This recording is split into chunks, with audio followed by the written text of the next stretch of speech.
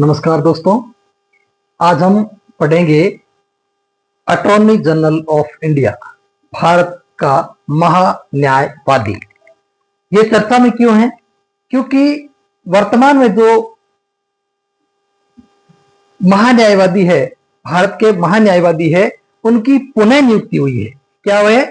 पुनः नियुक्ति हुई है। उनकी पहला कार्यकाल था वो था अक्टूबर 2022 से लेके 30 सितंबर 2025 तक। तो उनका कार्यकाल पूरा हो गया। 3 साल का कार्यकाल, 3 साल के लिए एक बार नियुक्त किया था, फिर अब 2 साल के लिए इनकी पुनः नियुक्ति हुई है। पुनः नियुक्ति हुई है, इसलिए यह चर्चा का विषय बना हुआ है। महान्यायवादी या अटॉर्नी जनरल, यह एक संवैधानिक पद है जिसका भारत के संविधान के अनुच्छेद 76 में भाग 5 में वर्णित है। और इनकी जो नियुक्ति है वो राष्ट्रपति करते हैं केंद्रीय मंत्रिमंडल की सलाह पर। आगे समझ में। अब उसके बाद में इनकी जो योग्यता है वो योग्यता ये होनी चाहिए कि सुप्रीम कोर्ट का जज बनने के जो योग्यता है वो सारी योग्यता इनको रखनी जरूरी है। वो योग्यता क्या क्या है? किसी हाई कोर्ट या किसी भी कोर्ट में, किसी भी हाई कोर्ट या सुप्रीम कोर्ट में भी हो सकता है, वो एक अधिवक्ता के रूप में यानी वकील के रूप में काम कर चुका हो, यानी वकालत कर चुका हो 10 साल के लिए। कितने साल के लिए? 10 साल के लिए। दूसरा, किसी भी हाई कोर्ट में लगातार या टुकड़ों में 5 साल तक क्या रह चुका हो? न्यायाधीश या मुख्य न्यायाधीश रह चुका हो। या फिर या का मतलब इनमें से एक योग्यता चाहिए। या फिर राष्ट्रपति की नजर में एक पारंगत या प्रकांड विधिवेता हो। और भारत का नागरिक तो होना ही चाहिए, भारत का नागरिक होना चाहिए।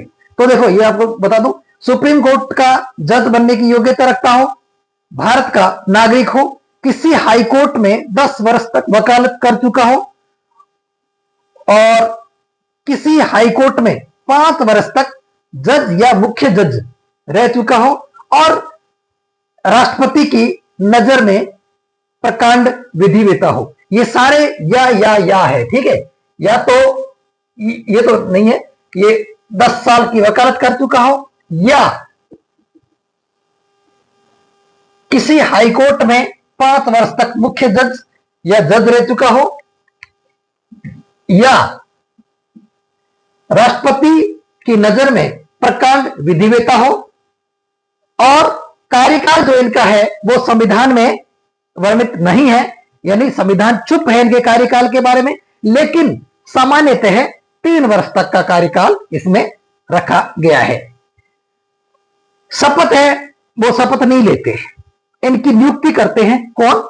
राष्ट्रपति करते हैं केंद्रीय मंत्रिमंडल की सलाह पर। और नियुक्ति कौन करते हैं? राष्ट्रपति केंद्रीय मंत्रिमंडल की सलाह पर।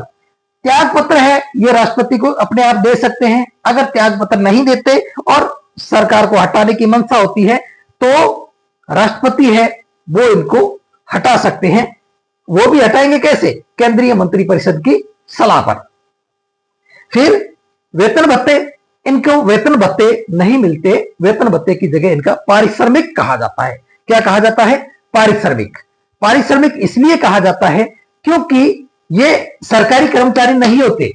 ये क्या है? सरकारी कर्मचारी नहीं होते, ये सरकार के वकील होते हैं, सरकार के सरकारी वकील होते हैं। और सरकारी वकील रहते हुए ये प्राइवेट प्रैक्टिस भी कर सकते हैं, लेकिन प्राइवेट प्रैक्टिस करते टाइम ये ध्यान रखते हैं कि सरकार के खिलाफ कोई वाद चल रहा है, उस मामले को ये टच नहीं करते। आगे समझ में। वेतन भत्ते वो राष्ट्रपति निर्धारित करते हैं, इनको पारिश्रमिक कितना देना है। वेतन नाम नहीं लेंगे इनको, क्योंकि वेतन सरकारी कर्मचारी को मिलता है, ठीक है, वो लाभ का पद माना जाता है। तो इनको क्या है? पारिश्रमिक दिया जाता है। पारिश्रमिक राष्ट्रपति निर्धारित करता है कितना पारिश्रमिक दिया जाएगा, और कहां से दिया जाता है? भारत की संचित निधि से, भारत की संचित निधि से दिया जाता है पारिश्रमिक। ये प्राइवेट प्रैक्टिस भी कर सकता है, इसलिए इसको क्या कहते हैं? वेतन को क्या कहते हैं? पारिश्रमिक कहते हैं। और कार्य क्षेत्र इसका पूरा भारत है। भारत के किसी भी न्यायालय में हाई कोर्ट, सुप्रीम कोर्ट या जिला न्यायालय में जा करके सरकार का पक्ष रख सकते हैं। कार्य क्षेत्र इनका पूरा भारत हो गया। पहले जो अटॉर्नी जनरल थे भारत के, उनका नाम था MC शीतलवाग। वर्तमान में है वेंकट रमणी, जो 2022 से लगातार चले आ रहे हैं, लेकिन इनका अभी 30 सितंबर को कार्यकाल खत्म हो गया था, लेकिन इनकी पुनः नियुक्ति कर दी गई है 1 अक्टूबर 2025 से लेके 30 सितंबर 2027 तक पुनः नियुक्ति होगी। अब पुनः नियुक्ति होती है, अब पुनः नियुक्ति का एक और सवाल कि क्या पहले भी कभी किसी की पुनः नियुक्ति हुई है?